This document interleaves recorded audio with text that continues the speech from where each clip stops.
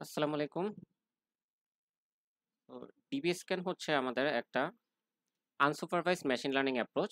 এই unsupervised machine learning অ্যাপ্রোচে যেটা করা হয় যে আইডেন্টিফাই করা হয় কিছু ক্লাস্টার এবং আ সেট অফ ডেটা পয়েন্টস, যেখানে হচ্ছে ডেটাগুলোর হাই ডেনসিটি আছে। তার মানে এই জায়গাগুলো হচ্ছে ডেটা পয়েন্টের ডেনসিটি বেশি, এইটা মিলে হচ্ছে একটা ক্লাস্টার হইছে। এইখানে হচ্ছে ডেটা পয়েন্টের ডেনসিটি বেশি, এইটা মিলে হচ্ছে একটা ক্লাস্টার হইছে। আর অন্য যেই জায়গায় ছড়ানো ছিটানো কিছু ডেটা পয়েন্ট আছে, এগুলোকে হচ্ছে নয়েজ হিসেবে ট্রিট করা হচ্ছে। ঠিক আছে, তাহলে এখানে হচ্ছে হাই ডেনসিটি ক্লাস্টার ডেটা পয়েন্টগুলোকে লো ডেনসিটি ডেটা পয়েন্টের থেকে আলাদা করে ক্লাস্টার বানানো হয়। আর এখানে হচ্ছে আরেকটা সুবিধা হলো যে আমাদের আগে থেকে বলে দিতে হয় না কয়টা ক্লাস্টার বানাতে হবে। যেমন কেমিস ক্লাস্টারে কে এর একটা ভ্যালু বলে দেওয়া লাগতো, কয়টা ক্লাস্টার করতে হবে। এখানে হচ্ছে শুরু থেকে ওরকম কোনো নাম্বার অফ ভ্যালুস বলে দিতে হয় না। এরপর হচ্ছে দেখি আমরা ডিবি স্ক্যানের হচ্ছে আরো কিছু প্রপার্টিজ, যে density based special clustering of applications with noise, এটা হচ্ছে ডিবি স্ক্যানের ফুল ফর্ম। সো এটা হচ্ছে গ্রুপ করে ডেটাগুলোকে যারা হচ্ছে ক্লোজলি প্যাক টুগেদার। সো এই কথাগুলো অলরেডি বলে ফেলছি। আমরা নেক্সট স্লাইডে যাই। এবার হচ্ছে ডিবি স্ক্যান অ্যালগোরিদমটার সাথে রিলেটেড কিছু টার্মিনোলজিস। একটা হচ্ছে এপসাইলন।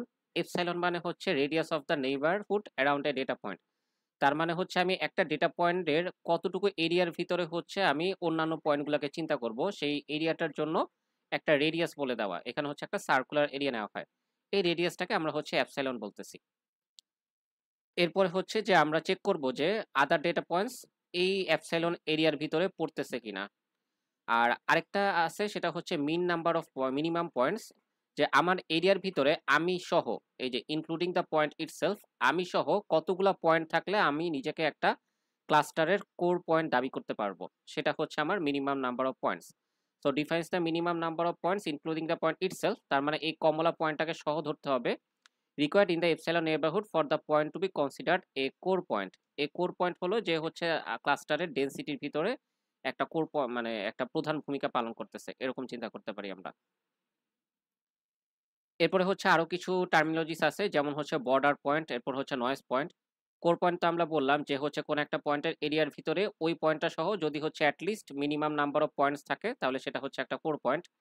আর বর্ডার পয়েন্ট হচ্ছে যে একটা পয়েন্টের এই অ্যাপসাইলন রেডিয়াসের ভিতরে ওই পয়েন্টটা সহ নির্দিষ্ট সংখ্যক পয়েন্ট নাই, কিন্তু সে নিজে অন্য একটা কোর পয়েন্টের আন্ডারে আছে, মানে সে নিজে অন্য একটা কোর পয়েন্টের ক্লাস্টারের ভিতরে আছে, তাহলে তাকে হচ্ছে আমরা বলবো বর্ডার পয়েন্ট। আর আমি হচ্ছে কোর পয়েন্ট হইতে পারলাম না, বর্ডার পয়েন্টও হইতে পারলাম না, তাইলে হচ্ছে যেটা থাকবে সেটা হলো নয়েজ, তাহলে সেই পয়েন্টটাকে আমরা নয়েজ হিসেবে ট্রিট করব। তো আমরা এখানে আরেকটু পিকচুরিয়ালি দেখার চেষ্টা করি যে এখানে বিভিন্ন পয়েন্ট নেওয়া হয়েছে র্যান্ডমলি।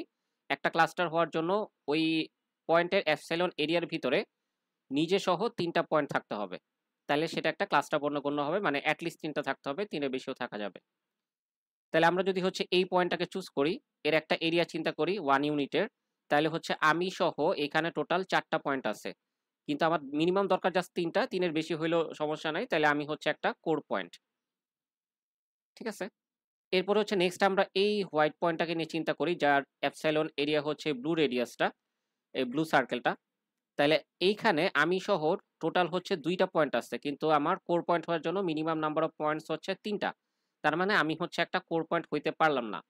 কিন্তু আমি হচ্ছে এই লাল যে কোর পয়েন্টটা ছিল তার রেডিয়াসের বা তার এরিয়ার ভিতরে পড়ছি, তাহলে সেই কারণে আমি হচ্ছে একটা বর্ডার পয়েন্ট। ঠিক আছে, এই যে inside the epsilon radius of the red point, আমি নিজে কোর হইতে পারলাম না, কিন্তু অন্য একটা কোর পয়েন্টের অ্যাপসাইলন এরিয়ার ভিতরে আছে, এই কারণে আমি হচ্ছে এখন বর্ডার পয়েন্ট। এরপরে আসি হচ্ছে নয়েজ কিরকম, যে আমি দেখেন এইখানে এই পয়েন্টটা, সে কোনো কোর পয়েন্টের এরিয়ার আন্ডারে নাই, সে নিজেও কোনো হচ্ছে কোর পয়েন্ট না, তাইলে সে হচ্ছে একটা নয়েজ। তো আমাদের হচ্ছে ডিবি স্ক্যান আর কেমিস ক্লাস্টারিং, এদের মধ্যে যদি আমরা কিছু কম্প্যারিজন দেখি, ডিবি স্ক্যান যেটা করে যে ডেনসিটির বেসিসে হচ্ছে ক্লাস্টারগুলোকে ফিল আপ করতে থাকে। তার মানে এই পুরা রিংটা হচ্ছে একটা ক্লাস্টার হয়েছে, এই আউটার রিংটা আরেকটা ক্লাস্টার হয়েছে। আর কেমিস ক্লাস্টারের ক্ষেত্রে আমরা ইনিশিয়ালি সেন্ট্রয়েড বা সেন্টারগুলো যেখানে দিয়ে দিব, সেই দিক বরাবর হচ্ছে ক্লাস্টারগুলো যাবে। ইনিশিয়ালি যদি একটা সেন্টার এই সাইডে থাকে, তাহলে এই দিক মিলে একটা ক্লাস্টার হবে, এই সাইডে আরেকটা সেন্টার থাকলে এই দিক মিলে আরেকটা ক্লাস্টার হবে, এরকম। যেমন হচ্ছে এই পিকচারটা সবচেয়ে ডানের পিকচারটা দেখলে একদম ক্লিয়ারলি বোঝা যায় দুইটা অ্যালগরিদমের পার্থক্য। এইখানে অ্যাকচুয়ালি সর্ব জায়গায় এতটুকু এরিয়ার মধ্যে ডেটাগুলোর ডেনসিটি প্রায় সমান, একদম সব জায়গায় হচ্ছে সমভাবে মিশ্রিত অনেকটা। তাহলে এখানে হচ্ছে আমার একটাই ক্লাস্টার হবে। আর কেমিসের ক্ষেত্রে আমরা যদি কে এর ভ্যালু 3 বলে দেই, তাহলে সে হচ্ছে এখানে 3টা ডিফারেন্ট ক্লাস্টার বের করে নিবে। ঠিক আছে? বাট অ্যাকচুয়ালি হচ্ছে আমার ভিজুয়ালাইজেশন বলে এখানে হচ্ছে একটাই ক্লাস্টার হওয়া উচিত। সো এটা হচ্ছে ডিবি স্ক্যান ক্যাচ করতে পারতেছে। আচ্ছা, এবার হচ্ছে আমরা একটা ম্যাথমেটিক্যাল এক্সাম্পল দেখব। এই ডিবি স্ক্যান আর কেমিসের কিছু ডিফারেন্স আছে, এগুলো একটু রিডিং দিবেন। এবার হচ্ছে আমরা অ্যালগরিদমের সিমুলেশনটা দেখব, যে একটা আনভিজিটেড পয়েন্ট দিয়ে হচ্ছে আমরা স্টার্ট করব। তারপর হচ্ছে ওইটার এপসাইলন নেইবারহুড বের করতে হবে। এরপর হচ্ছে আমরা ওই পয়েন্টটাকে ক্লাসিফাই করব এটার ভিত্তিতে, সে আমি একটা কোর পয়েন্ট নাকি বর্ডার পয়েন্ট নাকি হচ্ছে নয়েজ পয়েন্ট। তারপর হচ্ছে আমাদের ক্লাস্টারটা ফর্ম করতে হবে। সো আমরা হচ্ছে একটা এক্সাম্পল থেকে এই জিনিসগুলো দেখার চেষ্টা করি, যে আমাদের এরকম হচ্ছে একটা কোশ্চেন দেওয়া আছে যেখানে এপসাইলন রেডিয়াস দের minimum number of points to be class core point হচ্ছে 3, আর হচ্ছে আমাদের এরকম কিছু পয়েন্ট দেওয়া আছে 10টা পয়েন্ট 2 ডাইমেনশনে।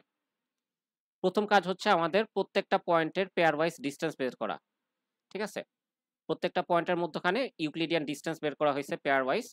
তো আমরা হচ্ছে ম্যাট্রিক্সটা এক পাশ ফিল আপ করছি, দুই পাশেও ফিল আপ করা যাবে, সমস্যা নেই।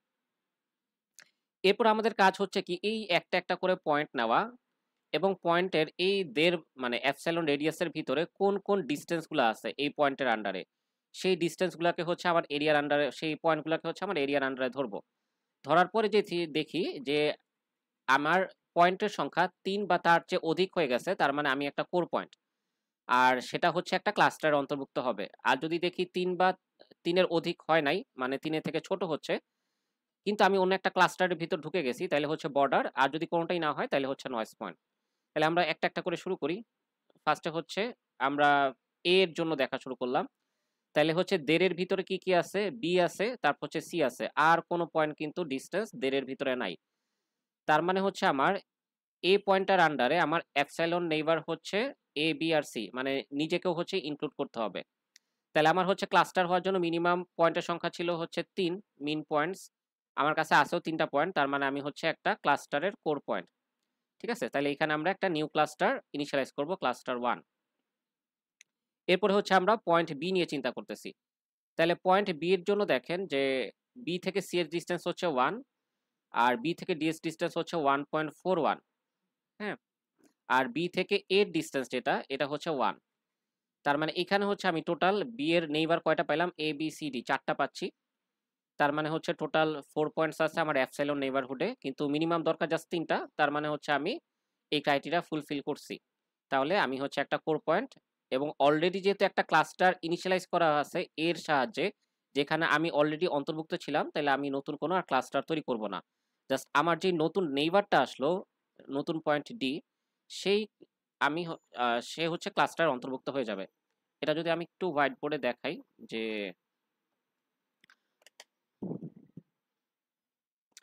আমরা হচ্ছে শুরুতে একটা ক্লাস্টার তৈরি করছিলাম।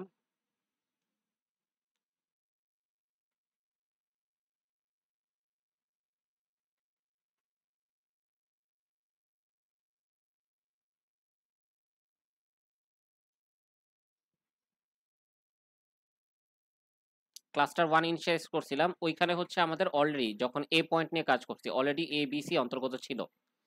আর আমি হচ্ছে যেটা পাইলাম, বি এর আন্ডারে হচ্ছে এ আছে, বি এর আন্ডারে হচ্ছে সি আছে, বি এর আন্ডারে হচ্ছে ডি আছে। এখন বি মানে আমি নিজে যেহেতু অলরেডি একটা ক্লাস্টার অন্তর্ভুক্ত, তাহলে আমার আন্ডারে যারা যারা আছে সবাইকে আমি ওই ক্লাস্টারে অন্তর্ভুক্ত করে ফেলবো। তাহলে সবাইকে যদি আমি ওই ক্লাস্টারে অন্তর্ভুক্ত করি, তাহলে যেটা হবে, এই ক্লাস্টারের ভিতরে আরেকটা নতুন পয়েন্ট চলে আসবে, সেই পয়েন্টটা হচ্ছে ডি। ঠিক আছে? আমি যদি অলরেডি কোনো একটা ক্লাস্টারের ভিতর অন্তর্ভুক্ত হয়ে থাকি এবং আমি যদি একটা কোর পয়েন্ট হই, তাহলে হচ্ছে আমার যারা নেইবার আছে তারা সবাই ওই ক্লাস্টারে অন্তর্ভুক্ত হয়ে যাবে। তাহলে এখন ক্লাস্টার 1 এর ভিতরে এ বি সি ডি আছে।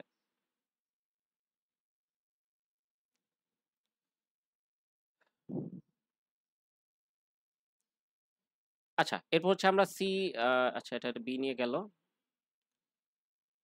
এরপর হচ্ছে আমরা সি কে নিয়ে চিন্তা করতেছি। তাহলে হচ্ছে সি থেকে এর ডিসটেন্স 1.41, সি থেকে বি এর ডিসটেন্স 1, সবই হচ্ছে 1.5 এর আন্ডারে। আর সি থেকে হচ্ছে এই যে ডি এর ডিসটেন্স হচ্ছে 1। আমরা যদি ম্যাট্রিক্সটা পুরোপুরি ফিল আপ করতাম, তাহলে আমরা একবারে জাস্ট এই রো বরাবর স্ক্যান করে নিলেই হতো, তাহলে একটু সুবিধা হয়। তো পরীক্ষায় হচ্ছে টাইম থাকলে পুরো ম্যাট্রিক্সটাই ফিল আপ করে নেবেন, তাহলে পরের স্টেপগুলো ইজি হবে। তাহলে আমার হচ্ছে সি এর আন্ডারে দেখেন এখানে হচ্ছে এ পাইলাম, বি পাইলাম, আর হচ্ছে ডি কে পাইলাম। ঠিক আছে? তাইলে হচ্ছে আমি টোটাল ৪ টা পয়েন্ট আছে আমার আন্ডারে। জাস্ট আমার মিনিমাম দরকার ছিল ৩ টা। তাইলে আমি হচ্ছে একটা কোর পয়েন্ট। আর আমি যেহেতু অলরেডি ক্লাস্টার 1 এর ভিতরে, তাইলে হচ্ছে এখানে এবং দেখেন আমার ক্লাস্টার 1 এর ভিতরে অলরেডি ABCD ৪ টা পয়েন্টই ছিল। সো আমার আর নতুন করে কাউকে এড করার কিছু নাই। ওকে, নেক্সট হচ্ছে আমরা D এর জন্য গেলাম। D এর জন্য হচ্ছে আমরা পাচ্ছি B আর C কে। ডিসট্যান্স ১.৫ এর আন্ডারে এরকম আছে হচ্ছে শুধু B আর C। D থেকে আর কারো ডিসট্যান্স দেখেন ১.৫ এর আন্ডারে নাই। তাহলে টোটাল ৩ টা পয়েন্টস আছে, মিনিমামও ৩ টা দরকার। তাহলে আমি হচ্ছে কোর পয়েন্ট এবং আমি অলরেডি যেহেতু ABCD এর একটা ক্লাস্টারের আন্ডারে, আমার আর হচ্ছে নতুন করে কিছু করার দরকার নাই। আমি